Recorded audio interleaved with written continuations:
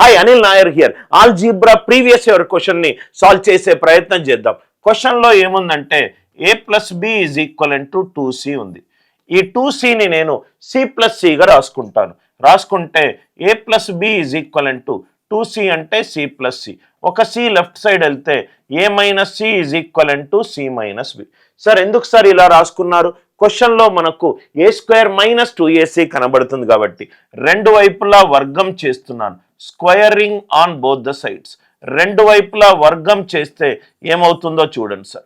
రెండు వైపులా వర్గం చేస్తే a minus C whole square. a minus C whole square ఎంత అవుతుంది? a square plus C square minus 2ac is equal to C square plus B square minus 2bc. ఈ step అందరికీ అర్థమైంది కదా సార్. ఇక్కడ సి స్క్వేర్ క్యాన్సిల్ అయిపోయింది. అంటే ఫైనల్గా వచ్చిన ఈక్వేషన్ ఏంటి?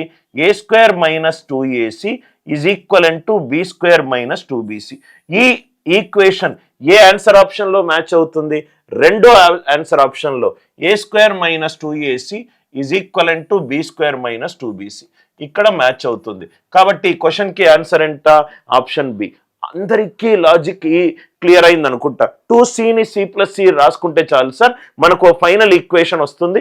అది ఎక్కడ ఉందో చూసుకొని అది టిక్ మార్క్ పెట్టుకుంటే చాలు. క్వశ్చన్ కాన్సెప్ట్ నచ్చితే గనక రైట్ వీడియోని లైక్ చేయండి, షేర్ చేయండి, ఛానల్ని సబ్స్క్రైబ్ చేసుకోండి.